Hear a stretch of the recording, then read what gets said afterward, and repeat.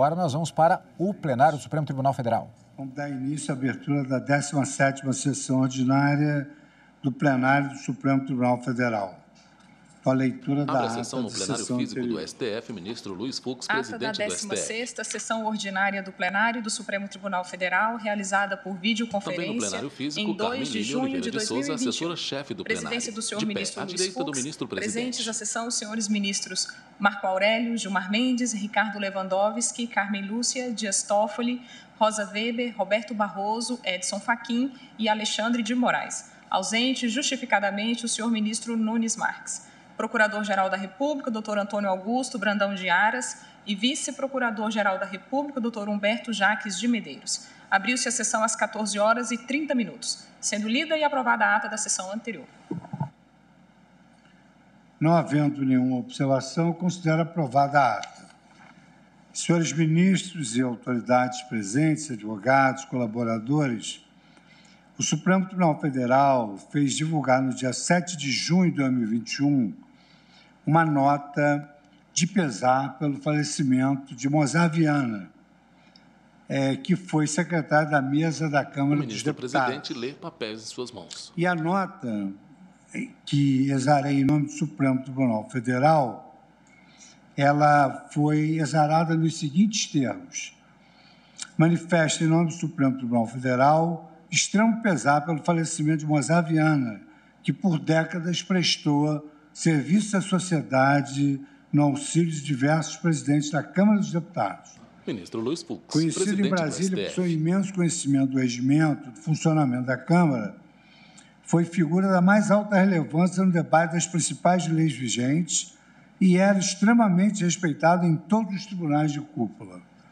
Eu deixo um sincero abraço aos familiares, amigos e servidores públicos pela perda deste notável brasileiro. O ministro Dias Toffoli também teve contato constante com Mozart Viana, gostaria de também falar algumas palavras agora no início da sessão, muito embora também tenha expedido uma nota. Obrigado, senhor presidente, senhoras ministras, senhores ministros, senhor Procurador-Geral da República, senhoras e senhores advogados, servidores, imprensa, todos que nos acompanham. Senhor presidente, eu sei que não é da praxe e raramente o tribunal faz esses registros de pesar. Mas, nesse caso, senhor presidente, trata-se de um notável brasileiro, de um exemplar servidor público. Pela mente e pelas mãos, pela pena de Sua Excelência, passaram praticamente todo o texto da Constituição originária e de todas as emendas constitucionais destes últimos 32 anos. Eu tive a alegria e o privilégio de conviver com ele no período em que atuei como assessor na Câmara dos Deputados, de julho de 1995 até 2000, cotidianamente. Das muitas experiências acumuladas naquele tempo, uma das impressões mais vivas em minha memória remetem ao Mozart, andando velozmente pelos corredores e escadas de acesso ao plenário, sempre com várias pastas nas mãos. E no semblante, uma expressão que era de um misto de preocupação, determinação e disponibilidade. Buscava sempre calcular os mínimos detalhes dos procedimentos legislativos, que por muitas vezes são tortuosos e arcanos. E, nesses detalhes, oferecer de forma didática e organizada as respostas que todos procuravam. Atendia jornalistas, colegas de lideranças partidárias, assessores governamentais, representantes da sociedade civil e centenas de parlamentares de todos os matizes políticos. Atendia-os todos sempre com a mesma lhaneza e a mesma disponibilidade. Não havia um telefonema que não fosse retornado, uma pendência que ficasse esquecida. Mozart viveu de acordo com uma verdadeira ética do serviço. Talvez, e com certeza também, pela decisiva e importante formação religiosa, e, em especial, a filosofia franciscana que teve em sua formação. Mas, além das pastas contendo os processos das matérias que seguiam ao plenário da Câmara dos Deputados, outros 2 volumes acompanhavam sempre Mozart por onde ele fosse: o Regimento Interno e a Constituição Federal. Essas memórias parecem ganhar um contorno particular para mim, após mais de uma década como ministro desta Corte, cuja missão principal é defender a Constituição. Talvez por isso, hoje, a história do nosso Dr. Mozart e sua perda precoce me toque mais do que nunca. Em alguma medida, ela se confunde com a gênese, o nascimento e o amadurecimento de nossa democracia e de nossa Constituição. Mozart ingressou na Câmara ainda muito jovem, em 1975. Viu o Congresso ser fechado no pacote de abril de 77. Acompanhou o processo de distensão e a transição política. Testemunhou os esforços pela convocação da Constituinte e, mais tarde, dedicou-se integralmente a ela, coordenando um enorme grupo de servidores, cuja atuação foi decisiva para a promulgação da Constituição Cidadã. A doação de Dr. Mozart a esse processo tão difícil e tão rico explica o orgulho e carinho com que descrevia a repórteres, estudantes e pesquisadores e acadêmicos o processo constituinte, nas dezenas de aulas, entrevistas e palestras que proferiu, principalmente a cada aniversário da Constituição. Tendo vivido tão de perto a feitura da Constituição e o contexto político que lhe deu origem, Mozart tornou-se embebido de seus valores. Ele transparecia a crença na igualdade, a repulsa à discriminação, o entusiasmo pelo pluralismo e a fé na democracia como o único meio de superação de nossos desafios.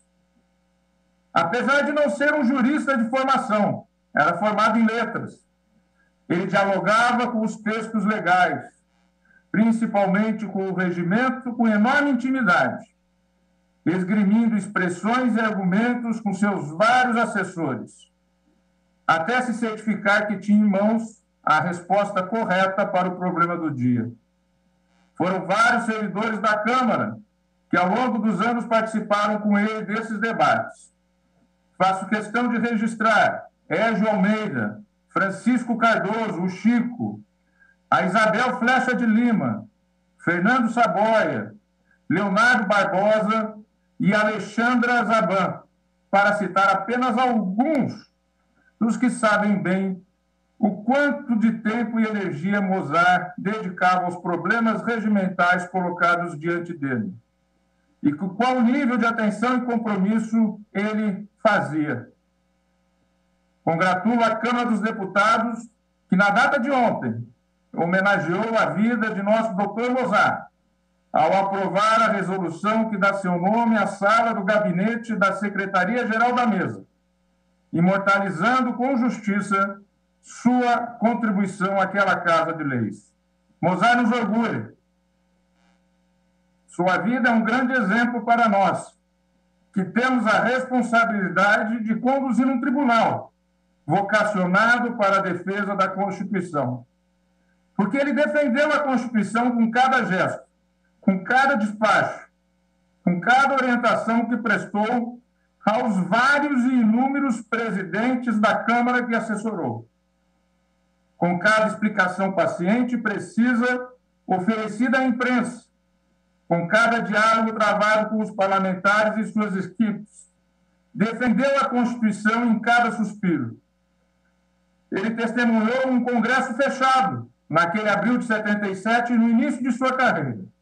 E bem por isso sempre soube, como todo democrata, que não há instituição mais preciosa para uma democracia constitucional que um parlamento altivo e independente, onde as diversas forças políticas legitimamente eleitas definem, de forma civilizada e transparente, o caminho da nação. Muito obrigado, Mozart, pelo legado de uma vida inteira em testemunho e defesa dos valores mais caros para a nossa democracia. Os nossos votos de solidariedade e pesar à viúva Áurea, Julião Pava, aos filhos Tiago, Marcelo, Diego e Daniele, e a todos os parentes e amigos. Muito obrigado, Mozart. Obrigado, ministro Dias Toffoli, por ter se aderido explicitamente agora a essa nota de pesar que expedi em nome de todos nós, ministros, e tudo constará da ata e vamos oficiar a família. Ministro Luiz Fux, presidente do STF. Eu chamo a julgamento o recurso extraordinário 1.209.429, é o tema 1055 da repercussão geral, sinteticamente resumido assim: responsabilidade civil do Estado em relação ao profissional da imprensa ferido em situação de tumulto durante cobertura jornalística. A resenha é a seguinte: após o voto do ministro Marco Aurélio, relator, que conhecia do recurso extraordinário e dava-lhe provimento para, reformando o acordo recorrido, afastar a culpa exclusiva da vítima e assentar a responsabilidade do Estado pelo dano causado, fixando a tese tema 1055, viola o direito ao exercício profissional, o direito e dever de informar, conclusão sobre a culpa exclusiva de profissional de imprensa que, ao realizar a cobertura jornalística de manifestação pública, é ferido por agente da Força de Segurança. Após essa fixação pelo próprio relator da tese que a síntese do seu voto, pediu vista dos autos do ministro Alexandre de Moraes, a quem eu concedo a palavra à Sua Excelência para o voto visto. Presidente, pela ordem. Pois não. Fico muito contente com a colocação de Vossa Excelência, que confirma que voto proferido na sessão virtual, já tornado público no tribunal, julgamento no qual o STF tem de decidir sobre a responsabilidade civil do Estado em caso do profissional da imprensa ferido pela polícia em situação de tumulto durante cobertura jornalística. Tiramos da sessão virtual este caso e passamos para a sessão presencial por videoconferência, e Vossa Excelência, ao invés de me conceder a palavra, que não tinha realmente lugar para falar aos colegas, já concedeu a palavra ao gestor, da Silveira, eu vejo que o meu requerimento será atendido. Exato. Assim é que consta aqui da nossa papeleta, para dar a palavra imediatamente ao eminente ministro Alexandre de Moraes, que pediu vista, porque Vossa Excelência já havia votado. Então, concedo a palavra agora à Sua Excelência, o ministro Alexandre de Moraes, que devolve a vista.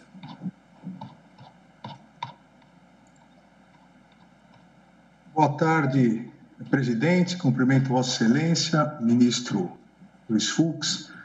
Cumprimento nossa vice-presidente, ministra Rosa Weber, ministra Carmen Lúcia. Cumprimento todos os colegas, em especial hoje o ministro Dias Toffoli, parabenizando pela lembrança da homenagem que já havia sido feita por nota do nosso presidente, ao Mozart. Também tive a oportunidade de conviver com ele no período em que exerci não só Secretarias de Estado, mas o Ministério da Justiça também, um grande servidor público, um exemplo de servidor público. Cumprimento o doutor Augusto Aras, Procurador-Geral da República, e todos os advogados presentes. Presidente, vou fazer um rápido resumo, uma vez que trago à vista do caso. é o tema 1055 de repercussão geral, que trata da responsabilidade civil do Estado em relação a profissional da imprensa ferido em situação de tumulto durante cobertura jornalística. O que discute aqui o recurso extraordinário é a existência ou não de responsabilidade do Estado em indenizar repórter fotográfico ferido durante tumulto envolvendo manifestantes e policiais, considerada que a liberdade do exercício da profissão de jornalismo à luz dos artigos 1º, inciso 2 e 3, 5º caput, incisos 9º e 14, 37, parágrafo 6º e 220 caput, parágrafo 2º da Constituição Federal. Na origem, em primeira instância, o juiz em primeira instância julgou parcialmente procedente a ação de indenização por perdas e danos promovida pelo recorrente em face do Estado de São Paulo. Na decisão, relata exatamente, e aqui a importância de se descrever os fatos, que na condição de repórter fotográfico da empresa Folha da Manhã, desempenhava seu trabalho na cobertura de manifestação de servidores públicos organizadas pelo Sindicato dos Professores de Ensino Oficial do Estado de São Paulo, a POESP, em 18 de maio de 2003. Na Avenida Paulista, em frente ao MASP, Museu de Arte de São Paulo. E, na ocasião, foi atingido no olho esquerdo, provavelmente por bala de borracha ou estilhaços de bomba de gás lacrimogêneo, disparada por agente público de segurança durante a intervenção policial, a fim de que os manifestantes desobstruíssem a via ocupada. Então, alega aqui o recorrente que, em razão dessa atuação dos agentes de segurança pública do Estado, que qualifica o recorrente de desastrosa e incompetente, perdeu 90% de sua visão, o que impossibilitou permanentemente o exercício de sua profissão de repórter fotográfico, acarretando grave perda permanente da capacidade laborativa. Como disse, em primeiro grau, houve a procedência parcial. Em segundo grau, o Tribunal de Justiça do Estado de São Paulo, não obstante tenha reconhecido a ocorrência da conduta do poder público, o dano e o nexo de causalidade, aqui outro ponto importantíssimo, mas o Tribunal de Justiça do Estado de São Paulo deu provimento à apelação do Estado e à remessa oficial e desproveu o recurso voluntário do autor. E o fundamento foi culpa exclusiva da vítima a afastar a responsabilidade objetiva do Estado. No recurso extraordinário, inicialmente, o ilustre ministro relator, ministro Marco Aurélio, negou o provimento ao recurso extraordinário, ao argumento de que o autor pretendia, em suas razões recursais, a reapreciação de fatos e provas, bem como alegou a ausência do necessário pré-questionamento, mas, mediante agravo regimental, o próprio relator reconsiderou e determinou a tramitação. Em 20 de junho de 2019, o Supremo Tribunal Federal reconheceu a existência da repercussão geral da matéria e, a partir daí, fixando o tema 1055, que aqui reproduzo a ementa. Repórter, exercício profissional, tumulto, cobertura jornalística, atuação policial, danos, reparação. Recurso extraordinário, adequação, repercussão geral configurada. Possui repercussão geral, controvérsia alusiva à responsabilidade civil do Estado em relação ao profissional de imprensa ferido em situação de tumulto durante cobertura jornalística. A Procuradoria-Geral foi reconhecida a repercussão geral, a Procuradoria-Geral da República manifestou-se pelo provimento do recurso extraordinário. Iniciada a votação, como Vossa Excelência já se referiu, o ilustre ministro Marco Aurélio apresentou seu voto pelo provimento do recurso extraordinário e propôs a fixação de tese. E de vista, para analisar melhor os autos, em 14 de agosto de 2020, tendo-a devolvida em 12 de novembro já do mesmo ano, em 2020. E aqui, presidente, trata-se de vista, não foi destaque. Exatamente por isso devolvo a vista, como devolvi à vista pouco menos de 3 meses após ter solicitado. Presidente, eu vou resumir o voto, porque, em verdade, já digo que, no mérito, vou acompanhar o ilustre ministro relator. Vou fazer algumas considerações em relação à proposta de tese, mas, no mérito, acompanho o ilustre relator. Sabemos todos que o parágrafo 6º do artigo 37 da Constituição Federal consagrou a responsabilidade objetiva do poder público. Mas a responsabilidade objetiva a partir não do risco integral.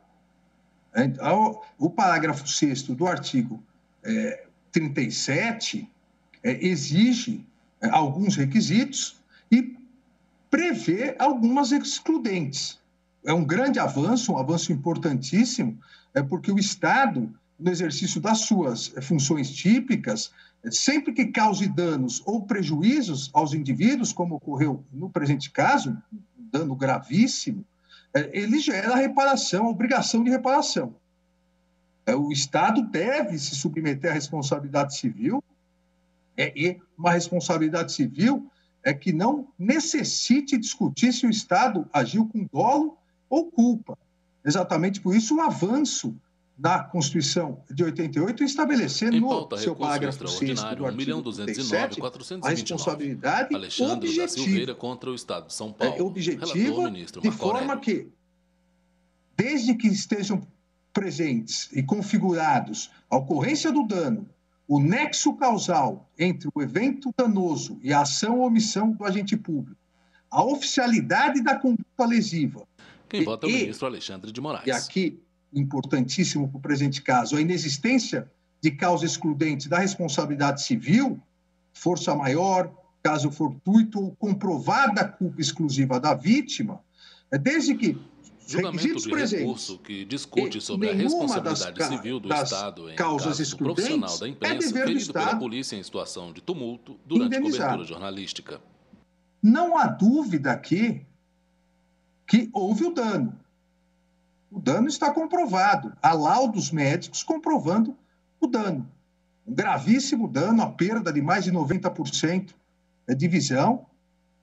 E aqui, mais grave ainda, se é que seria possível afirmar isso, mas seria mais grave porque afeta a atividade laborativa da vítima, que era repórter fotográfico. Então, realmente, o dano é gravíssimo. Não há também nenhuma dúvida do nexo causal do evento danoso e a ação ou omissão do agente público. Por que isso? Não é no recurso extraordinário, não é o momento de reanalisar as provas. E o próprio Tribunal de Justiça de São Paulo, em acórdão, em que pese ter revisto a decisão de primeira instância, que julgou parcialmente procedente, e essa parcial procedência foi em relação à indenização, não em relação aos fatos. O próprio Tribunal de Justiça de São Paulo, em que pese ter reformado a decisão para negar o direito à indenização, reconheceu o nexo causal entre o evento danoso e a ação ou omissão. Reconheceu que a vítima estava realizando uma cobertura jornalística, num determinado momento houve o tumulto, a polícia reagiu ou agiu para solucionar o tumulto, usando gás lacrimogêneo e munição não letal, popularmente conhecida como bala de borracha, e que, em virtude disso, a bala de borracha teria, ou o estilhaço do gás lacrimogêneo, das bombas de gás lacrimogêneo, teriam causado a lesão à vítima. Então, há esse reconhecimento. A prova dos autos levou tanto a primeira instância quanto a segunda instância a reconhecerem que há nexo causal entre o evento danoso e a ação ou omissão do agente público. Também não há nenhuma dúvida quanto à oficialidade da conduta lesiva. A polícia militar atuava lá enquanto braço armado do Estado.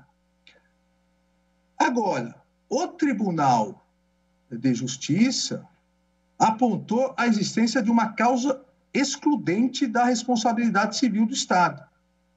Apontou aqui a existência de culpa exclusiva da vítima. Então, dentro da teoria do risco administrativo adotado pela Constituição Federal, a teoria do risco objetivo, mas não do risco integral, do risco administrativo, o Tribunal de Justiça, reconhecendo todos os requisitos necessários para a caracterização da responsabilidade objetiva do Estado, a afastou em virtude do reconhecimento da culpa exclusiva da vítima. Não me parece ter acertado aqui, com devido respeito, não me parece ter acertado o Tribunal de Justiça de São Paulo. Porque não há nada no próprio acórdão, e não se trata aqui de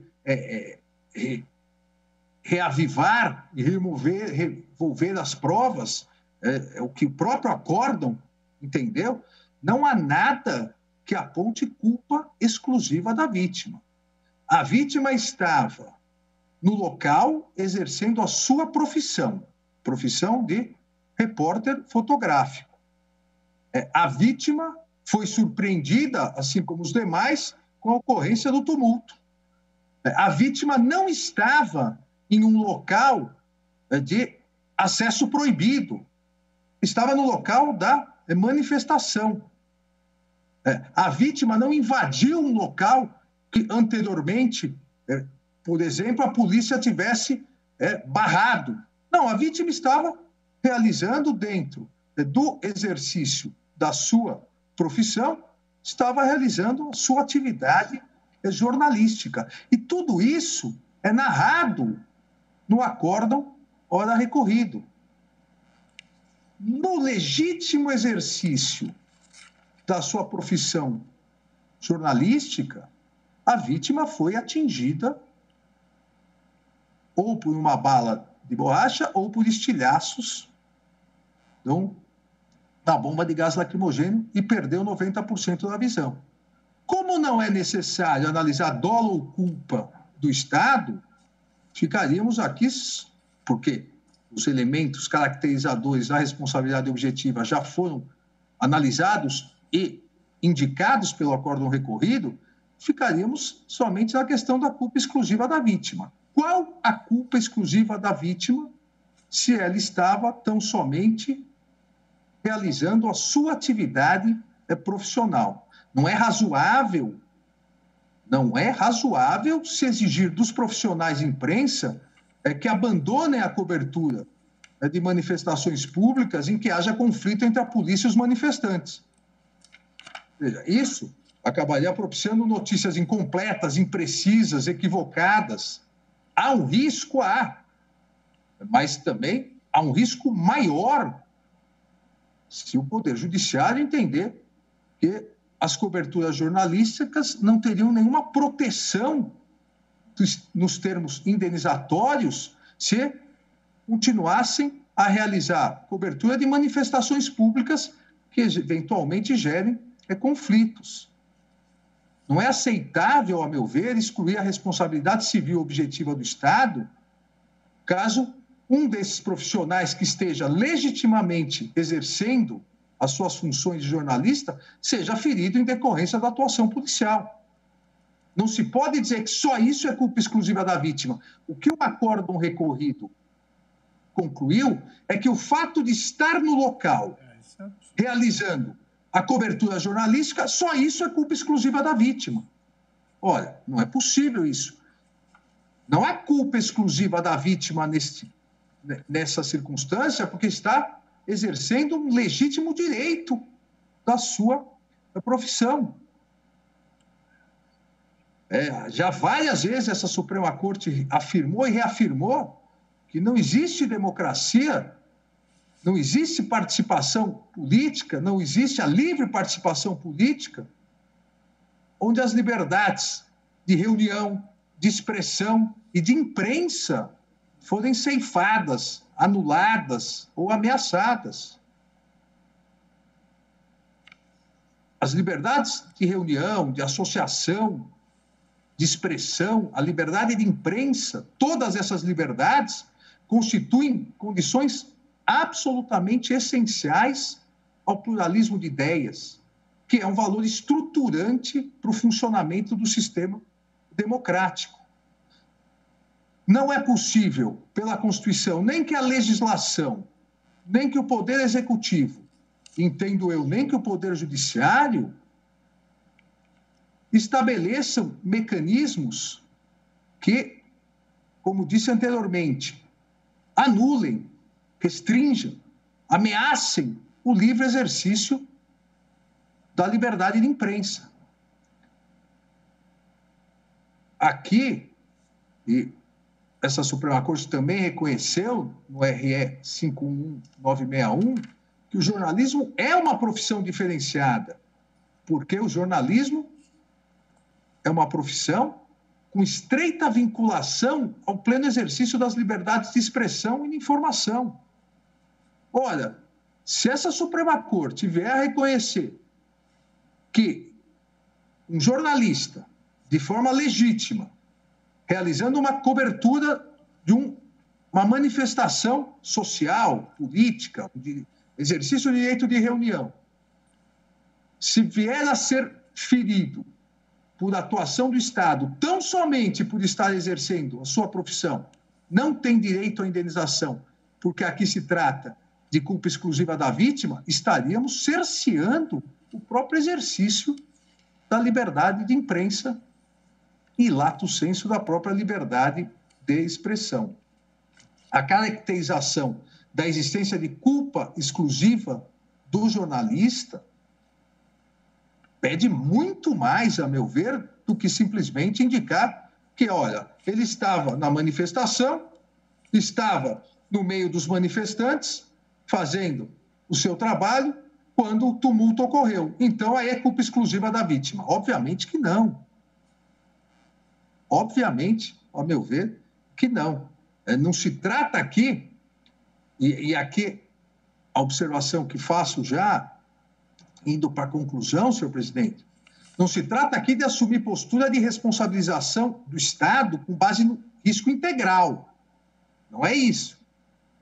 Por exemplo, se a área estivesse já proibida para qualquer manifestante ou qualquer jornalista o acesso impedido, e, eventualmente, o jornalista ou qualquer outra pessoa tivesse desrespeitado isso, aí sim se colocou, por sua culpa exclusiva, se colocou no risco. Mas não é disso que se trata na presente hipótese. Aquele estava tão somente exercendo, de forma absolutamente legítima, a sua profissão de jornalista. Então, entendo não ser adequado atribuir ao jornalista culpa exclusiva pelo dano, que foi reconhecido como oriundo da conduta do agente público, somente por permanecer realizando a cobertura jornalística de manifestação popular no momento em que ocorreu o tumulto.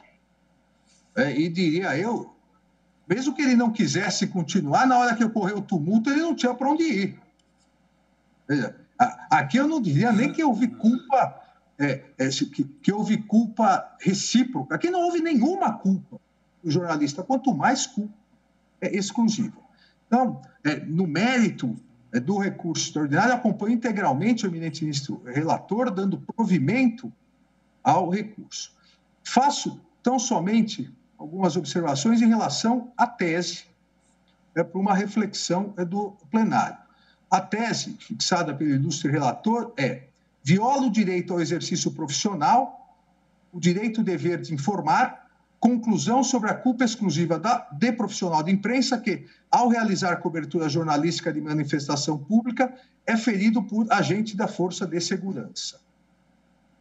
E parece que, e posso estar equivocado na minha interpretação, mas me parece que aqui acabaríamos reconhecendo um risco integral, a teoria do risco integral.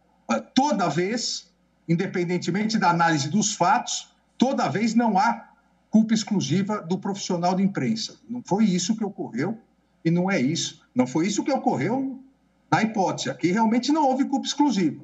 Mas a Constituição, no parágrafo 6º do artigo 37, permite o afastamento da responsabilidade objetiva no caso de culpa excludente, culpa exclusiva da vítima. Foi o exemplo que eu dei. Se um local onde está ocorrendo um tumulto já esteja vedado ao acesso da imprensa, exatamente para evitar que alguém possa ser ferido, e esse jornalista, suposto jornalista, invade. E ele se coloca exclusivamente em risco. Então, nesse caso, é um caso diverso da hipótese. Então, quem vota é o ministro Alexandre de Moraes. Somente em relação à tese, parece que devemos restringir no tocante à responsabilidade, base no risco do Estado administrativo. De indenizar profissional da imprensa ferido pela polícia. Todas as aqui na tese, eu proponho a seguinte tese. É objetiva a responsabilidade civil do Estado em relação a profissional de imprensa ferido por agentes públicos durante cobertura jornalística, em manifestações em que haja tumulto ou conflitos entre policiais e manifestantes. Cabe a excludente da responsabilidade de culpa exclusiva da vítima nas ocasiões em que o profissional de imprensa, 1, descumpra ostensiva e clara advertência sobre acesso a áreas delimitadas em que haja grave risco à sua integridade física. Ou 2, participe do conflito com atos estranhos à atividade de cobertura jornalística. É o voto, senhor presidente. Muito obrigado, ministro Alexandre de Moraes. Vossa Excelência vota consoante o voto do relator, mas propõe essa pequena alteração na tese. Passo a palavra agora a Sua Excelência, o ministro Nunes Marques. Senhor presidente, senhoras ministras, senhores ministros, senhor procurador-geral da República, senhores advogados, muito boa tarde a todos. Senhor presidente, eu vou, com a permissão de todos vocês, eu vou pedir vista do processo, mas uma vista rápida para trazer amanhã, apenas porque as reflexões trazidas por Sua Excelência, o ministro Alexandre de Moraes, levaram algumas reflexões e talvez até para, se eventualmente vier a divergir da posição de Sua Excelência e do relator, que possa fazer, trazendo uma reflexão maior sobre os riscos dessa liberdade, a distinção do papel da imprensa e de um simples manifestante que esteja nesse mesmo ambiente, e até mesmo da assunção do risco pela profissão, né? Se levarmos essa situação para um correspondente de guerra, será que o Exército se responsabilizaria também pelo acidente? Então, tem uma série de situações que a gente precisa sopesar e que me levou a alguns questionamentos. Então, com a licença de Vossa Excelência, sem nenhum embargo a que alguém possa adiantar voto, eu vou pedir vista, mas me comprometo a trazer amanhã o meu voto apenas com as chegas de algumas reflexões que me surgiram por ocasião do voto do ministro Alexandre de Moraes. Ministro Cássio, permite uma parte rapidamente? Pois não. Exatamente por isso... Intervém o ministro Alexandre de Moraes. Entendi, por bem especificar bem e colocar hipóteses em que aí seria culpa exclusiva da vítima. Porque, em verdade, é mais ou menos o mesmo cenário que ocorre com jornalistas que cobrem internacionalmente questões de conflitos armados. Quando eles próprios se colocam totalmente em risco, aí os estados não podem, realmente, o poder público não pode arcar com essa responsabilidade. Obrigado, ministro Nunes Marques. Então, senhor presidente. Pois não, ministro Edson Fachin. Eu gostaria de pedir licença ao eminente ministro Nunes Marques e aos eminentes pares, gostaria de adiantar meu voto. Intervém o ministro Luiz Edson Fachin. Então, eu concedo a palavra a Sua Excelência, ministro Edson Fachin, que adiantará o seu voto, muito embora eu tenha consignado aqui, já para pautar para amanhã, o retorno do voto do ministro Nunes Marques. Ministro Edson Fachin, Vossa Excelência tem a palavra. Serei muito breve, senhor presidente. Cumprimento Vossa Excelência, cumprimento o eminente ministro relator, ministro Marco Aurélio, já acompanhado na conclusão pelo eminente ministro Alexandre de Moraes, agradeço a lianeza do acolhimento dessa manifestação pelo eminente ministro Vistor, ministro Nunes Marques, cumprimento as eminentes ministras Rosa Weber e Carmen Lúcia, as senhoras e senhores advogados, o senhor Procurador-Geral da República, doutor Augusto Aras, e como disse, senhor presidente, serei bastante breve, eis que não tenho dúvida de que, neste caso, com toda a intensidade, verifica-se por parte do Estado o descumprimento de um dever de proteção nos termos do artigo 37, parágrafo 6º da Constituição da República, o que enseja, em meu modo de ver, à luz da doutrina e da compreensão que entendo possa ser aurida de precedentes de tribunais superiores, da responsabilidade objetiva pelo Estado. A teoria da responsabilidade objetiva causalista é, de fato, insuficiente para fundamentar a responsabilidade civil, especialmente no caso de omissão. E acolho, nesse sentido, as lições do professor doutor Marçal Justen Filho, que trata do nexo de imputação que deriva do dever de descumprimento a um ente estatal. Diz o ilustre professor Marçal Justen Filho que é mais apropriado aludir a uma objetivação da culpa. Aquele que é investido de competências estatais tem o dever objetivo de adotar as providências necessárias e adequadas a evitar dano às pessoas e ao patrimônio. Quando o Estado infringir esse dever objetivo e, exercitando suas competências, der oportunidade à ocorrência do dano, estarão presentes os elementos necessários à formação de um juízo de reprovabilidade quanto à sua conduta. E prossegue o ilustre administrativista: não é necessário investigar a existência de uma vontade psíquica no sentido da ação ou omissão causadoras do dano. A omissão da conduta necessária e adequada consiste na materialização da vontade defeituosamente desenvolvida. E, portanto, nesta ordem de ideias, concluo tal como fez Sua Senhoria, o ilustre jurista, professor Marçal Justen Filho, ao afirmar que toda ação ou omissão imputável ao Estado que configure infração ao dever de diligência no exercício das competências próprias gerará responsabilidade civil se produzir ou der oportunidade a que se produza dano patrimonial ou moral a terceiros. E, portanto, à luz dessas lições que estão na obra, festejada obra, curso de Direito Administrativo, entendo, no caso, tal como entendeu Sua Excelência, o eminente ministro relator, descumprido esse dever de diligência, descumprido o dever de atuar positivamente na proteção do profissional de imprensa e, portanto, imputa-se ao Estado o dever de indenizar. E num regime de Estado de direito democrático, a referência na hipótese, a culpa exclusiva da vítima, a qual, aliás, não estava apenas exercendo atividade inerente à sua profissão e, portanto, exercendo seu regular direito, mas estava exercendo uma atividade que deve ser estimulada e protegida pelo Estado, num regime desta maneira vincado, soa anacrônica e autoritária a suscitação da culpa exclusiva da vítima, violando os preceitos da Constituição de 88 e os compromissos internacionais assumidos pelo Estado brasileiro em favor de uma imprensa livre.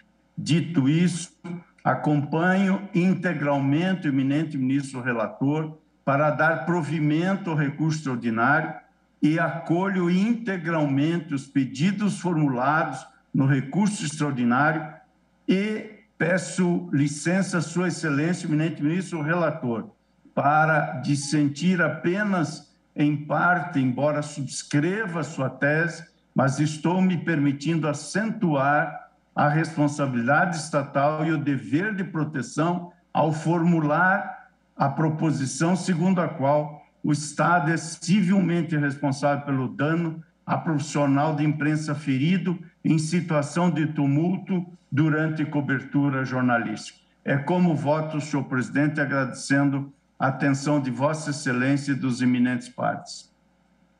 Muito obrigado, ministro Edson Fachin. Tendo em vista a manifestação do ministro Edson Fachin, eu pergunto se algum colega gostaria de também adiantar o voto, tendo em vista que o ministro Nunes Marques vai trazer à vista amanhã. Não havendo manifestação, vou colocar esse processo como primeiro de amanhã, para continuarmos os julgamentos, e passamos ao número 2 da pauta, que também é da relatoria do ministro Marco Aurélio, tendo em vista o meu compromisso de privilegiar os processos de Sua Excelência. O ministro recebe uma porção de papéis. Que nos deixará aqui uma lembrança muito boa ao se despedir do tribunal. O ministro Marco Aurélio chama a julgamento ação direta de constitucionalidade 4296. Aqui é Vossa Excelência o relator, requerente o Conselho Federal da Ordem dos Advogados do Brasil. Falará pelo requerente, o Conselho Federal da Ordem dos Advogados do Brasil, e pelo interessado, o presidente da República. 15 minutos para cada um, obedecido o tempo regimental. O ministro recebe mais papéis. Eu chamo a julgamento esse feito e passo a palavra a Sua Excelência, o ministro Marco Aurélio, para o relatório. Presidente, certamente os colegas receberam o relatório porque se trata de processo objetivo. Vou fazer um resumo. É atacada a lei que rege o mandado de segurança. E o Conselho Federal da Ordem dos Advogados do Brasil, e já reconhecemos no tocante a ele a legitimação universal, impugna os artigos 1º, parágrafo 2º, 7º, inciso 3, e parágrafo 2º, 22, parágrafo 2º, 23 e 25 da lei a que me referi, que é a Lei do Mandado de Segurança, 21.016, de 7 de agosto de 2009. Supremo julga ação contra dispositivo de lei que regula o mandado de segurança. Documentação, os preceitos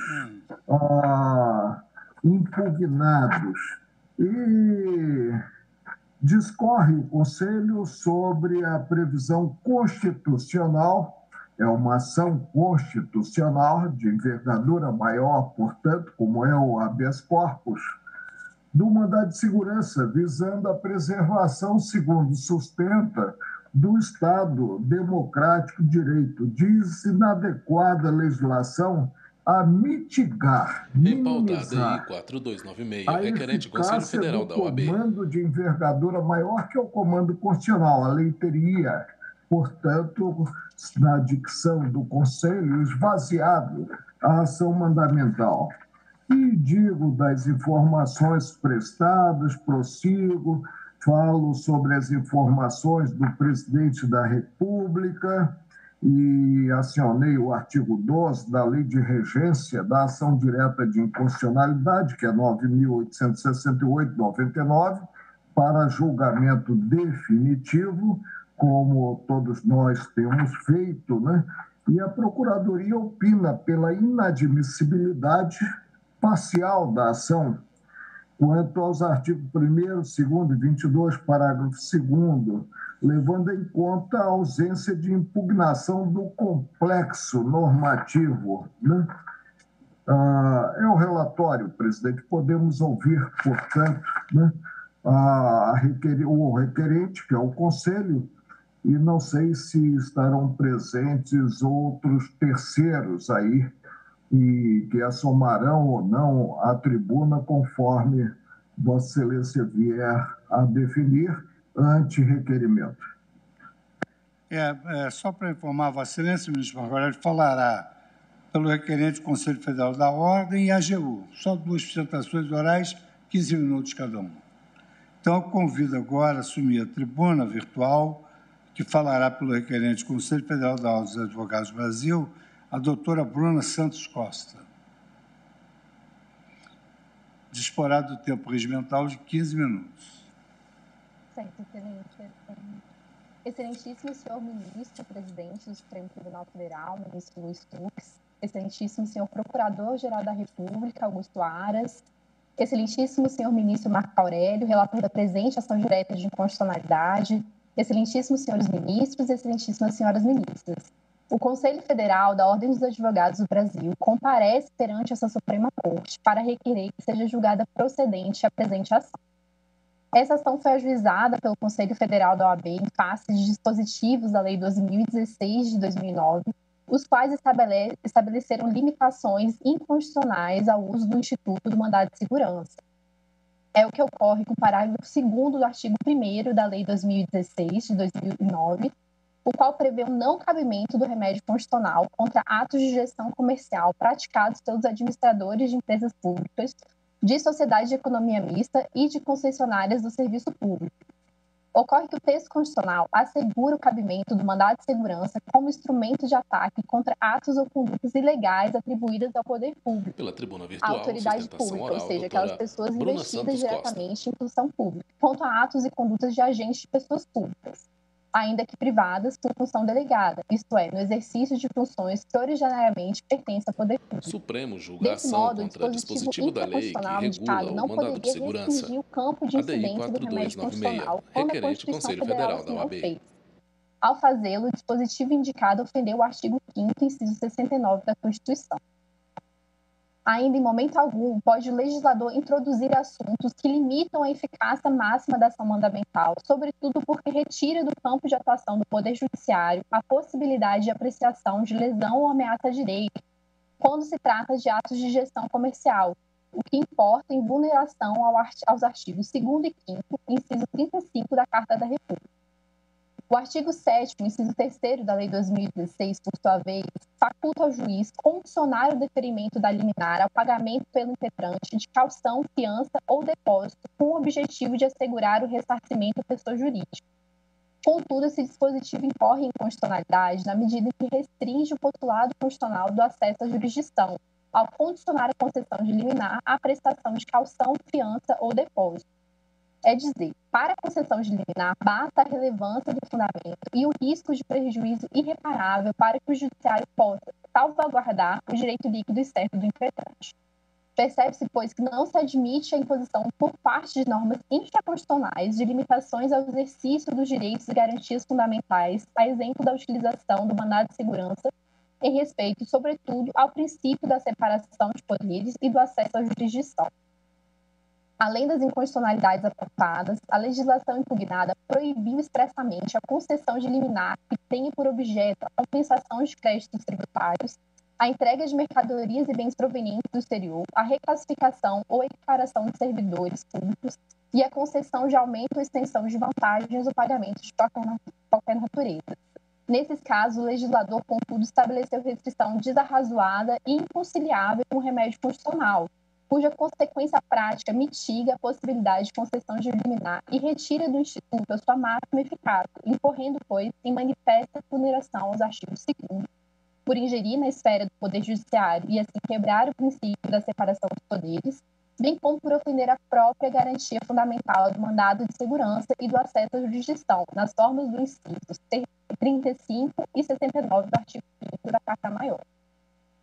Ao disciplinar o cabimento de mandado de segurança coletivo, o parágrafo 2º do artigo 22 exigiu a oitiva da parte contrária para fins de concessão de liminar a utilização da expressão só poderá.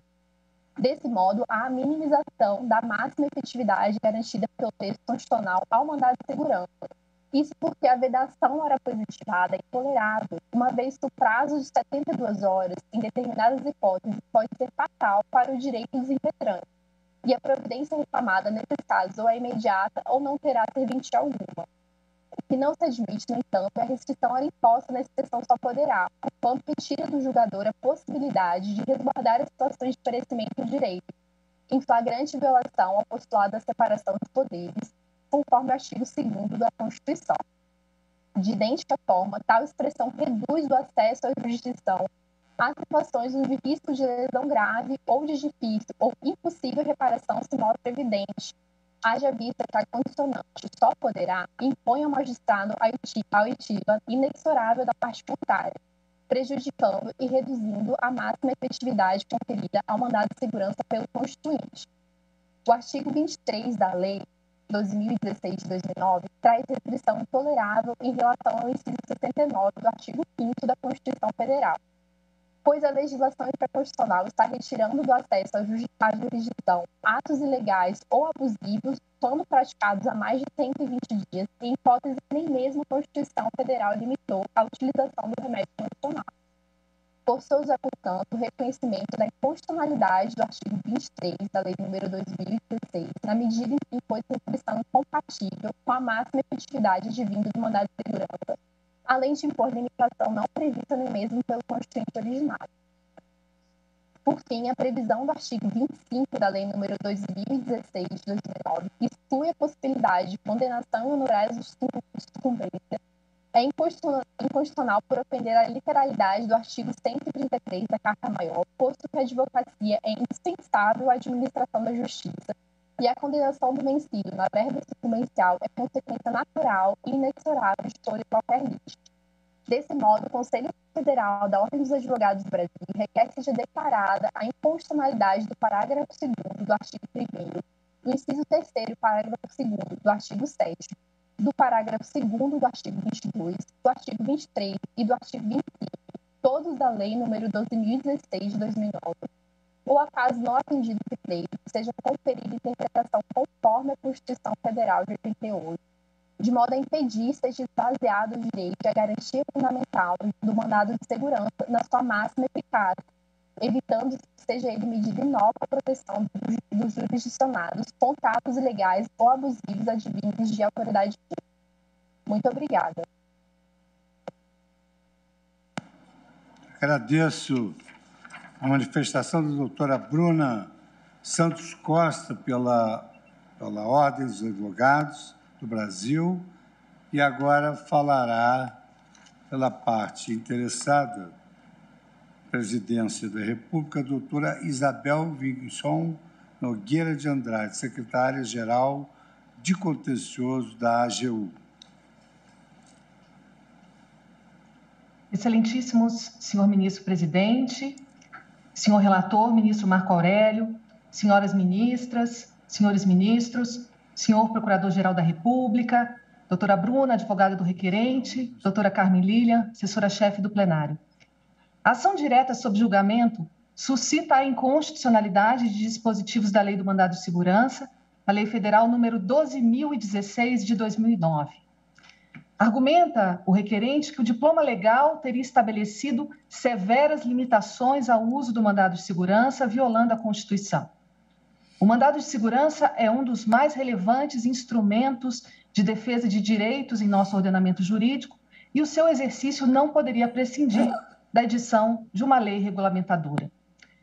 Coube ao legislador estabelecer critérios e regras para o uso do instrumento plenamente adequados, necessários e proporcionais a assegurar o exercício deste direito fundamental. Começo pelo parágrafo 2º do artigo 1º da Lei nº 12.016, questionado na ação direta. Este dispositivo prevê o não cabimento da impetração do mandamus contra os atos de gestão comercial praticados pelos administradores de empresas públicas, de sociedades de economia mista e de concessionárias do serviço público.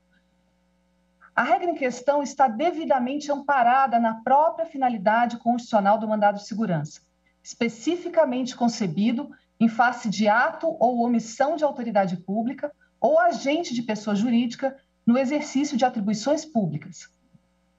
Como um instrumento de tutela específica para a defesa de direitos perante atos estatais, o mandado de segurança não se volta à tutela de atos de caráter meramente privado, como são os atos de gestão comercial referidos na norma, que as estatais e as concessionárias de serviço público atuam na gestão dos seus próprios interesses. Os atos de gestão comercial não podem ser impugnados pela via da ação mandamental porque não guardam relação com o poder de império do Estado, mas podem ser objeto de outras vias de impugnação. Por esses motivos, defende a AGU que não há qualquer inconstitucionalidade na norma. Passo, então, ao inciso 3 do artigo 7º, também questionado na ação direta, que trata da possibilidade da exigência de caução, fiança ou depósito para a concessão de liminar em mandado de segurança. A redação do dispositivo é clara, no sentido de que se trata de uma faculdade conferida ao exame do juízo, a ser avaliada pelo magistrado conforme as peculiaridades do caso concreto, para garantir eventual ressarcimento do ente público no caso de a liminar deferida vir a ser revogada. A exigência de garantia para a concessão de tutela de urgência também encontra previsão no artigo 300, parágrafo 1º do CPC. O Poder Geral de Cautela assegura ao magistrado a possibilidade de exigir garantias, até mesmo em razão da natureza precária das medidas cautelares antecipatórias, cuja posterior revogação gera obrigação de retorno ao status quo ante, conforme preconiza o enunciado da súmula 405 desse Supremo Tribunal Federal. Ainda no tema da concessão da medida liminar, também não se identifica qualquer mácula no parágrafo 2º do artigo 7º da Lei 2016, que retrata hipóteses em que não é cabível a medida liminar porque o legislador de antemão entendeu ausente o risco de lesão grave ou de difícil reparação, ou porque há risco de irreversibilidade. Essas hipóteses versam sobre a compensação de créditos tributários, a entrega de mercadorias e bens provenientes do exterior e a reclassificação ou equiparação de servidores públicos, a concessão de aumento ou a extensão de vantagens ou pagamentos de qualquer natureza. Não houve qualquer inovação no ordenamento jurídico quanto à impossibilidade de ser concedida a medida liminar nessas hipóteses, porque a lei do mandado de segurança reuniu em um só diploma regras já existentes em várias leis, que de longa data e com inegável acerto já continham restrições ao cabimento de medidas de urgência contra o poder público, amparadas na consagrada jurisprudência do STJ e desse Supremo Tribunal Federal. De forma bem sucinta, veja-se que a impossibilidade de concessão de medida liminar para compensação de créditos tributários bem antes da edição da Lei 12.016, já estava prevista na Lei nº 8.437, de 92. A vedação à concessão de medida liminar visando a reclassificação ou equiparação, a concessão de aumento ou extensão de vantagens a servidores públicos foi disciplinada pela Lei nº 4.348, de 1964, e pela Lei nº 5.021, de 1966. Trata-se de hipótese em que o legislador, de longa data, já entendia ausente o perículo in mora, diante da condição de solvência da Fazenda Pública. Por sua vez, a vedação à concessão de medida liminar em ações e procedimentos judiciais de qualquer natureza, que visem obter a liberação de mercadorias, bens ou coisas de qualquer espécie procedentes do estrangeiro, também está disposta no artigo 1º da Lei nº 2.770, de 1956, e se justifica pelo risco de irreversibilidade da medida liminar. Passando agora ao parágrafo 2º do artigo 22 da Lei nº 12.016, que trata da oitiva prévia do representante judicial da pessoa jurídica de direito público para apreciação do pedido de liminar no mandado de segurança coletivo, cuida-se de reprodução da redação do artigo 2º da Lei nº 8.437, de 1992, de ampla aplicação no contencioso nacional. Observa-se que esta norma de contraditório obrigatório se limita ao mandado de segurança coletivo e serve para qualificar o processo decisório com a vinda das razões da Fazenda Pública em curto prazo de 72 horas. Esta norma está devidamente justificada pela amplitude dos efeitos de eventual deferimento de liminar e pela necessidade de preservação do interesse público e da atividade administrativa. Passando agora à análise do artigo 23, a constitucionalidade do prazo decadencial de 120 dias para a impetração do mandado de segurança foi examinada por esse Supremo Tribunal Federal, ainda na vigência da Lei nº 1533, de 1951, por meio do entendimento contido no enunciado da súmula 632. O transcurso do prazo para a impetração do mandado de segurança não inviabiliza o acesso à justiça, nem tampouco conduz à extinção do direito material, já que o interessado ainda poderá se valer das vias ordinárias. Por fim, é impugnado nesta ação direta o artigo 25, que dispõe sobre o não cabimento da condenação ao pagamento de honorários advocatícios em mandado de segurança. Também, a esse respeito, há pacífico entendimento dessa Suprema Corte, na mesma linha da previsão legal, consolidado no enunciado da súmula 512. Ante todo o exposto, a Advocacia Geral da União pede seja julgada improcedente a presente ação direta, tendo em vista a plena constitucionalidade dos dispositivos impugnados. Muito obrigada. Muito obrigado, doutora Isabel Vincon Nogueira de Andrade. E passo a palavra agora à Sua Excelência, nosso decano, ministro Marco Aurélio. Presidente, este voto não se tornou do conhecimento dos colegas, que é a primeira vez que nós apregoamos o processo, porque isso eu vou proceder à leitura. Marco Aurélio, ministro do STF. E a matéria é sensível em termos de mandado de segurança. A inicial contém causa de pedir e pedido relativamente aos preceitos constitucionados. Estou apreciando as preliminares da Procuradoria-Geral da República e do Advogado-Geral da União. A articulação sobre a ausência de impugnação do complexo normativo. Aliás, nós temos pouco tempo para cuidar dos processos e deve haver impugnação generalizada da ordem jurídica normativa. Não pode servir de base a concluir-se que toda e qualquer ação deve envolver a totalidade da lei atacada. Assim, não vinga o que é afirmado pelo presidente da República, não foi a Procuradoria, não, foi o presidente da República, quanto ao artigo 2º da Lei 8.437, 92. Esse dispositivo não é alvo da irresignação inicial, sendo inadequado potencializar a ótica do entrelaçamento e aí exigir que também ocorra a impugnação. O Supremo ele é livre quanto à causa de pedir no controle concentrado de constitucionalidade, mas não é quanto ao pedido, ele está vinculado ao pedido. Da mesma forma, descabe assentar a procedência do apontado pela Advocacia Geral da União no tocante aos artigos 7º, parágrafo 2º e 22, parágrafo 2º da Lei 2016 de 2009. O parágrafo 2º do artigo 7º revela a impossibilidade de implemento de liminar visando compensação de créditos tributários, a entrega de mercadorias e bens provenientes do exterior, a reclassificação ou equiparação de serviços públicos e a concessão de aumento ou extensão de vantagem ao pagamento de qualquer natureza.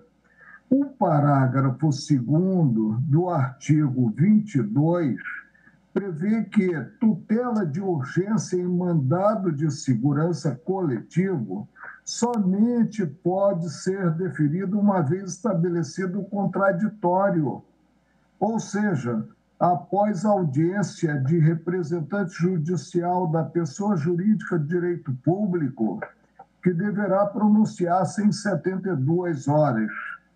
Mais uma vez, tem-se a argumentação a partir do entendimento de que todo o complexo normativo, certamente da lei envolvida nesta ação direta de inconstitucionalidade, a de número 12.016, de 2009, deveria ser impugnado. Os dispositivos mostram-se, em termos de normatividade, abstratos e autônomos, desafiando o controle concentrado.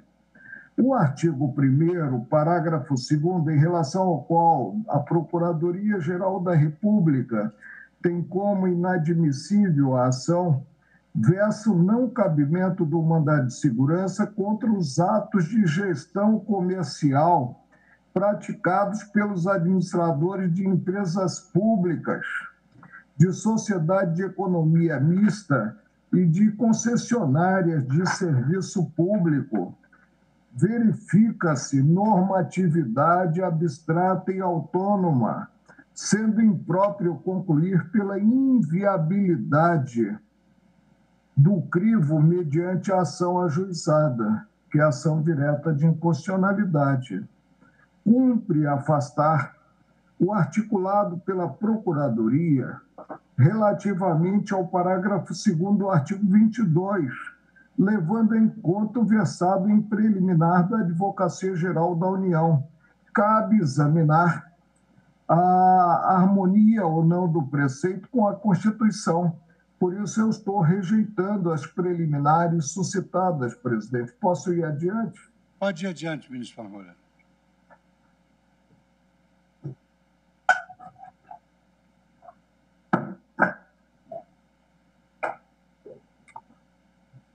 Do principal rol das garantias constitucionais surgem o direito de livre acesso ao judiciário e a previsão do mandado de segurança. Transcrevo os incisos 35 e também o 69 do artigo 5º da Constituição Federal. O artigo 2º, o parágrafo 2º do artigo 1º da Lei Misânia 12.016/2009 dispõe: não cabe mandado de segurança contra os atos de gestão comercial praticados pelos administradores de empresas públicas, de sociedade de economia mista e de concessionárias de serviço público. As empresas públicas e as sociedades de economia mista, atuando em geral, submetem-se a teor do artigo 173 da Constituição Federal às leis. São pessoas jurídicas de direito privado. Logo, se praticados atos de gestão comercial por administradores, ficam sujeitos à impugnação em juízo, caso se mostrem contrários a interesse do cidadão. Não há razoabilidade em dizer-se que este pode ajuizar a ação ordinária, mas não mandamental, valendo ressaltar mais uma vez que essa última, a mandamental, tem envergadura constitucional, que é o inciso 69 do artigo 5º. O acesso ao judiciário deve ser amplo, sendo impertinente dizer de antemão inadequada esta ou aquela ação. Importante é que se tenha no cenário jurídico conflito de interesses. Então, o prejudicado pode, de início, utilizar a via ordinária ou a do mandado de segurança. Assento, não sei se Vossa Excelência vai separar as matérias, eu esgoto o voto. Assento, que eu examinei preceito por preceito. Assento a inconstitucionalidade do parágrafo 2º do artigo 1º da Lei 12.016 de 2009. Eu não sei, eu fico, digamos assim, ao critério do colegiado, mas acho talvez importante. Eu, por exemplo, preparei uma emenda que eu trato de todos os artigos dessa emenda. Acho que Vossa Excelência também pode prosseguir declarando a constitucionalidade de todos os artigos que foram suscitados como parte integrante do seu voto. Acho que não há necessidade de parar artigo por artigo, não. Geralmente eu passo, presidente, à secretária do Pleno o resumo do voto, mas penso que Sua Senhoria anotou o meu voto, né? Que é pela inconstitucionalidade do parágrafo 2º do artigo 1º da Lei 12.016. Vou adiante. Pode ir adiante. No tocante ao inciso 3 do artigo 7º do diploma em exame, surge a incongruência.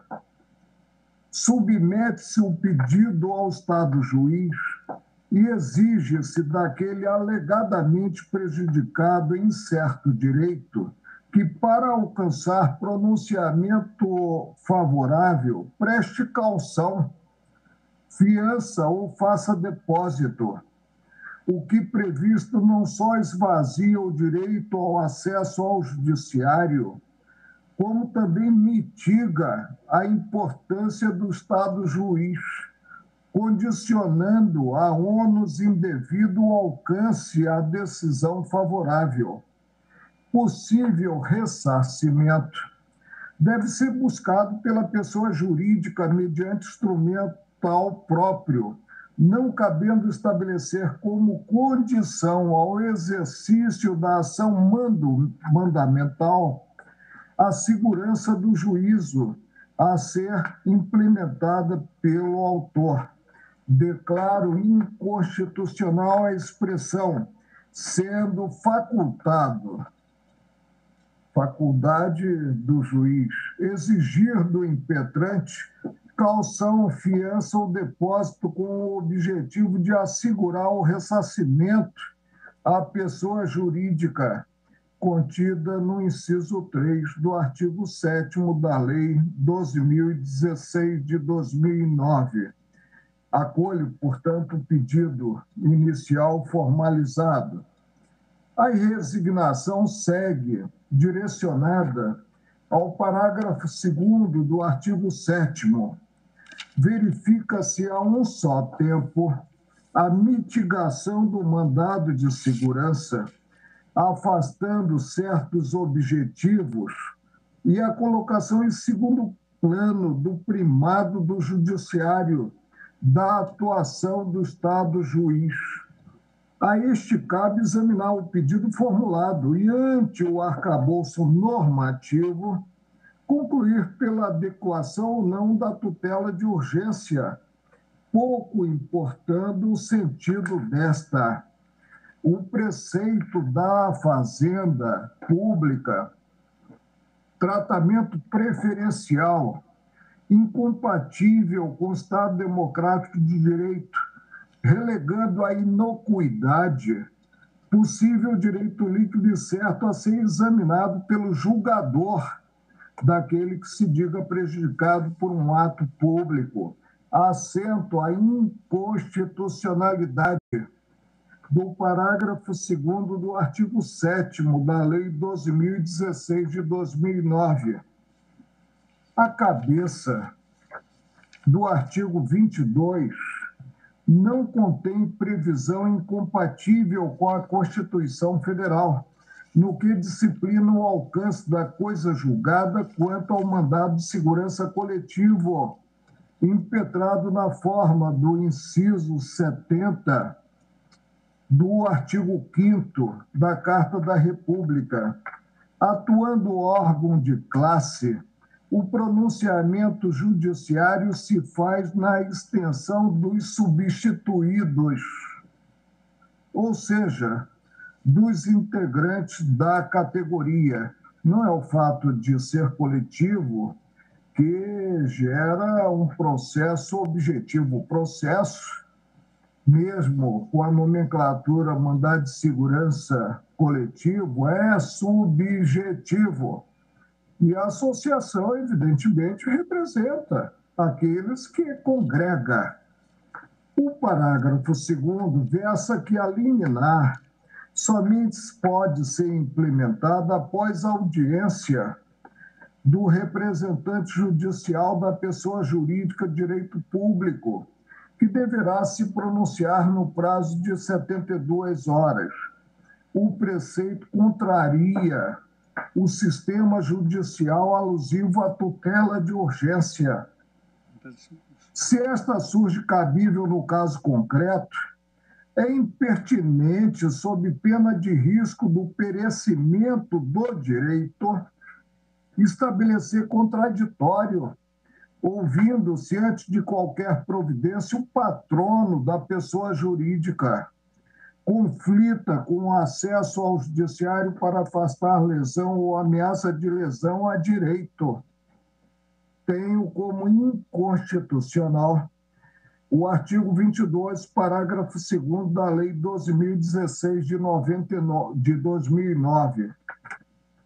O artigo 23 fixa prazo decadencial de 120 dias para formalizar-se mandado de segurança.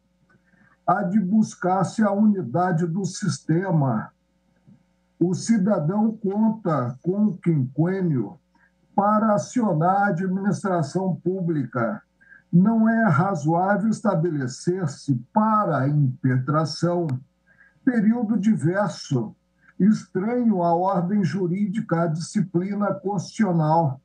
O estabelecimento dos 120 dias para a formalização, permanecendo a via ordinária no bom sentido, esvazia a importância da ação mandamental. Acolho o pedido, declarando a inconstitucionalidade do artigo 23 da Lei 12.016 de 2009. O artigo 25 exclui a possibilidade de ter-se condenação em sede de mandado de segurança a honorários advocatícios. Mais uma vez, normatizou-se na contramão de princípio básico. Aquele que se vê compelido a ingressar em juízo para afastar a ameaça de lesão ou lesão a direito não pode ter o patrimônio diminuído. Isto ocorrerá se titular de direito líquido e certo vier a ter a ordem deferida sem a condenação da Fazenda nos honorários advocatícios. Supremo julgação contra dispositivos da lei que regula o mandado de segurança. A DI 4229, que o subscritor da inicial tenha capacidade postulatória. Então, o titular do direito maltratado precisa contratar advogado e, evidentemente, satisfazer os honorários. Ninguém trabalha de graça. Vencedor na causa, a consequência lógica é a condenação ao pagamento dos honorários advocatícios. A problemática da aplicação de sanção considerada litigância de má-fé encontra disciplina no Código de Processo Civil, não surgindo lacuna normativa. Declaro inconstitucional a expressão e a condenação ao pagamento de honorários advocatícios, sem prejuízo de aplicação de sanções no caso de litigância de má-fé, constante no artigo 25 da Lei 12.016 de 2009. Então, concluindo, parte dispositiva propriamente dita do voto, julgo parcialmente procedente o pedido para assentar a inconstitucionalidade do artigo 1º, parágrafo 2º, da expressão sendo facultado exigir do impetrante caução, fiança ou depósito, com o objetivo de assegurar o ressarcimento à pessoa jurídica, contida essa expressão no inciso 3, em romano, não os 3 dedos, ou os 3 dedos, com os tracinhos, do artigo 7º, dos artigos, também reconheço a pecha, 7º, parágrafo 2º, 22º, parágrafo 2º e 23, e da expressão e a condenação ao pagamento de honorários advocatícios sem prejuízo da aplicação de sanções no caso de litigância de má-fé, constante do artigo 25, todos da Lei 12.016 de 2009, como voto. Obrigado, ministro Marco Aurélio. O resultado está anotado. E aí eu passo, então, a palavra agora à sua excelência, ministro presidente do STF. Renovo os cumprimentos a todos. A ação foi proposta por parte legítima, Conselho Federal da Ordem dos Advogados do Brasil, contra ato normativo federal, lei ordinária, com a invocação de parâmetro constitucional em vigor. Por videoconferência. Atos de gestão. Ao fundo, bandeiras Há, porém, 2 dispositivos impugnados de modo insuficiente, ao meu sentir, o que, de fato, impede o juízo de mérito do controle concentrado sobre tais preceptivos legais. Julgação contra dispositivos da lei que regula o mandado de segurança, ADI 4296, requerente do Conselho Federal da Ordem dos Advogados. Quanto ao artigo 1º, parágrafo 2º, onde diz: não cabe mandado de segurança contra os atos de gestão comercial praticados pelos administradores de empresas públicas, de sociedade de economia mista e de concessionárias de serviço público, como bem observado pela Procuradoria-Geral da República, a eventual declaração de inconstitucionalidade dele deixaria incólume o dispositivo do parágrafo 1º do mesmo artigo 1º, cuja redação se segue. Artigo 1º, parágrafo 1º. Equiparam-se as autoridades, para os efeitos desta lei, os representantes ou órgãos de partidos políticos e os administradores de entidades autárquicas, bem como os dirigentes de pessoas jurídicas ou as pessoas naturais do exercício de atribuições do poder público, somente no que disser respeito a essas atribuições. A questão constitucional arguida pela Ordem dos Advogados do Brasil quanto ao artigo 1º, parágrafo 2º da Lei do Mandado de Segurança reside na circunstância de que tal dispositivo, ao excluir os chamados atos de gestão comercial do âmbito de controle do mandado de segurança, teria implicado restrição indevida ao alcance do disposto no artigo 5º, inciso 35 da Constituição Federal, que prefigura a ação de mandado de segurança.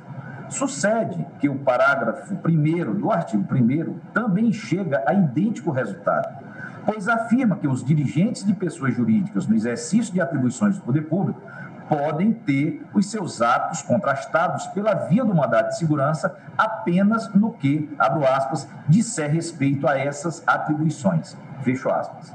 Em outras palavras, o impugnado parágrafo 2º do artigo 1º da Lei do Mandado de Segurança é, na verdade, um corolário da parte final do parágrafo 1º do artigo 1º. A eventual ablação do parágrafo 2º, portanto, não eliminaria a norma que determina a exclusão dos atos de gestão da esfera de ação do mandado de segurança. A falta de impugnação de todo o complexo normativo é motivo reconhecido por este tribunal para o não conhecimento da ação de controle concentrado, dado que a pretensão assim apresentada pelo autor, mesmo que acolhida na sua integralidade, não produziria a utilidade preconizada pelo autor em razão da incidência de outra norma não impugnada. Enfim, há comprometimento do interesse de agir em situações assim. Nesse sentido, há inúmeros precedentes do tribunal, que cito de forma exemplificativa. ADI 4227, relatoria do ministro Marco Aurélio, julgado no Tribunal Pleno 31 de março de 2016. ADI 2422, relator ministro Celso de Mello, publicado no Diário de 30 de outubro de 2014. ADI 2174, relator Maurício Corrêa, publicado no Diário de 7 de março de 2013. Logo, não é o caso de conhecer-se da ação quanto ao artigo 1º, parágrafo 2º da Lei do Mandado de Segurança. Se for superada essa questão, no mérito, a impugnação também não deve ser acolhida. A previsão constitucional do mandado de segurança, desde a Constituição de 1934, artigo 113, número 33, sempre esteve destinada ao controle de atos de autoridade pública. Isso significa que o ato impugnado precisa conter algum teor de potestade pública, de império. Se o que se quer impugnar é um elemento puramente negocial, mesmo que decorrente da atuação privada de certos entes criados pelo Estado em um modelo híbrido, tal ato não será suscetível de sindicância pela via do mandado de segurança. Em tais casos, a administração submete-se ao controle judicial ordinário por meio das ações e recursos de aplicação geral. Oitiva prévia para apreciação de liminar em mandado de segurança coletivo. A impugnação ao parágrafo 2º do artigo 22 também foi deficitária. O dispositivo prevê que No mandado de segurança coletiva, a liminar só poderá ser concedida após a audiência do representante judicial da pessoa jurídica de direito público, que deverá se pronunciar no prazo de 72 horas. Sucede que essa mesma previsão consta do artigo 2º da Lei 8.437 de 92, que diz: no mandado de segurança coletiva e na ação civil pública, a liminar será concedida, quando cabível, após a audiência do representante judicial da pessoa jurídica de direito público, que deverá se pronunciar no prazo de 72 horas.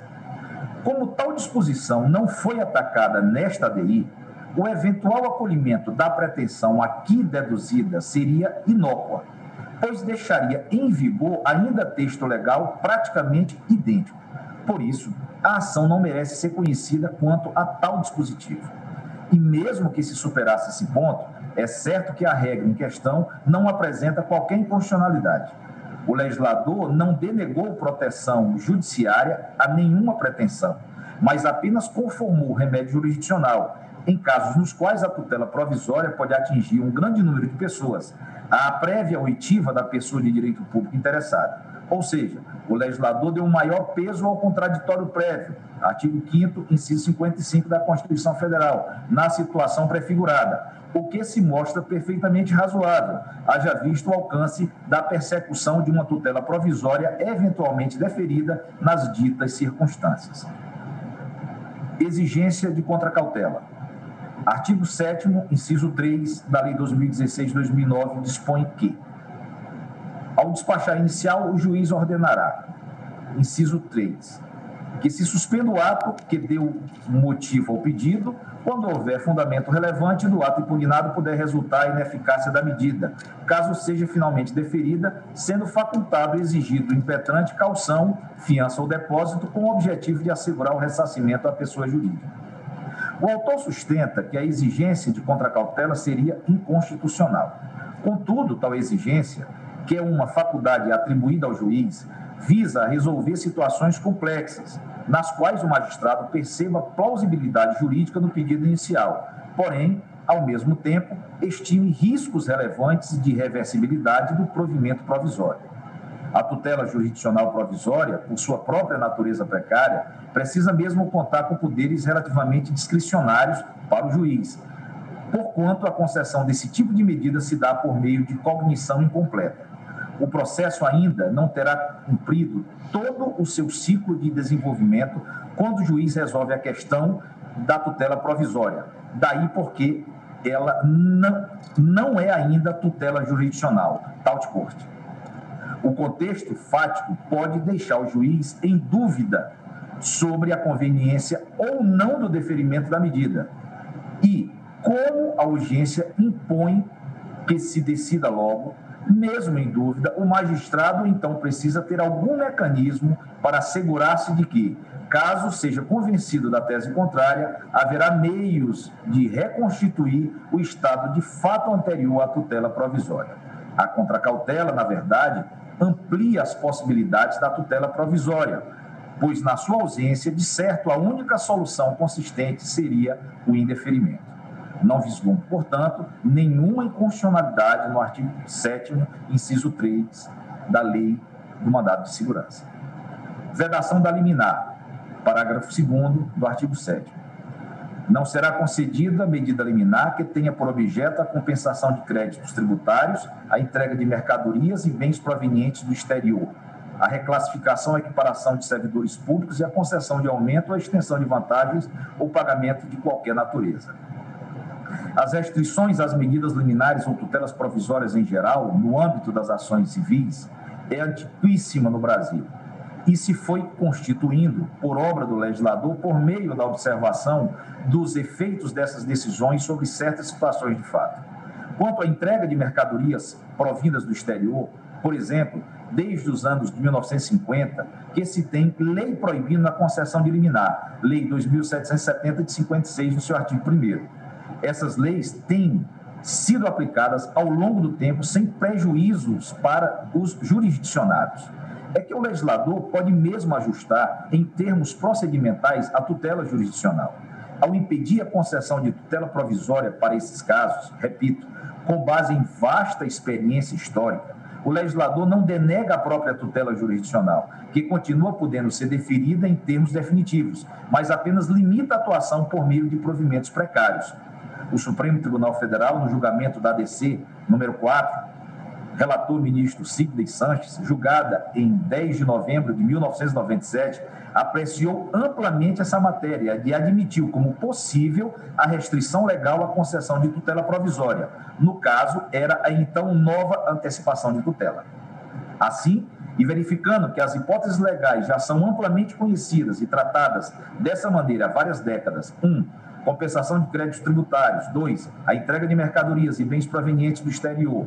3. A reclassificação ou equiparação de servidores públicos. E 4. A concessão de aumento ou a extensão de vantagens ou pagamento de qualquer natureza de servidor público não verificam nenhuma inconstitucionalidade na norma impugnada. Prazo decadencial para o mandado de segurança.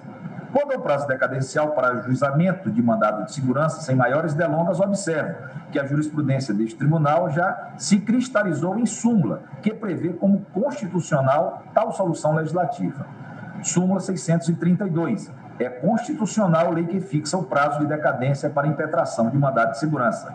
Logo, não há inconstitucionalidade na previsão legal do artigo 23 da Lei 12.016 de 2009. Honorários advocatícios em mandado de segurança. Aqui também não há a necessidade de grande esforço argumentativo para verificar a constitucionalidade da norma, que prevê o descabimento de honorários sucumbenciais no âmbito do mandado de segurança, artigo 25 da norma de regência. A norma veio, na verdade, para consagrar a vestusta súmula 512 do Supremo Tribunal Federal, que já declarava há décadas: não cabe condenação em honorários de advogado na ação de mandado de segurança. As razões desse entendimento são bastante conhecidas e têm a ver com o acesso à justiça, em nada menosprezando a função eminente dos advogados, que poderão perfeitamente cobrar pelo seu trabalho por meio de honorários contratuais. A exclusão dos honorários sucumbenciais no mandado de segurança intenta dar maior segurança e confiança aos impetrantes para buscarem a proteção judicial em casos de ilegalidade ou abuso de poder. Isso porque o receio de ser condenado no pagamento de honorários sucumbenciais poderia desestimular o uso do mandado de segurança, que é a ação constitucional de grande envergadura. O legislador, portanto, oferece, por este meio, maior eficácia à norma constitucional, que prevê o mandado de segurança, sem prejuízo, repito, de que o advogado seja remunerado pelos meios contratuais disponíveis. Ao meu sentir, é constitucional, portanto, o artigo 25 da Lei 12.016 de 2009. Assim, senhor presidente, pelo exposto, eu voto pelo conhecimento parcial da ação, deixando de conhecê-la quanto às impugnações do parágrafo 2º do artigo 1º e parágrafo 2º do artigo 22 da Lei 2016 de 2009, e no mérito voto pela improcedência da ação, declarando constitucionais todos os demais dispositivos impugnados. É como voto. Muito obrigado, ministro Nunes Marques. O ministro Alexandre foi o autor do destaque, a razão pela qual eu imagino que o voto de Sua Excelência ministro Luiz Fux, é um presidente voto do longo. STF. Nós estamos a 3 minutos do intervalo. Vamos conceder o intervalo regimental de 30 minutos e retornamos depois para os votos subsequentes. Eu suspendo a sessão pelo tempo regimental de 30 minutos.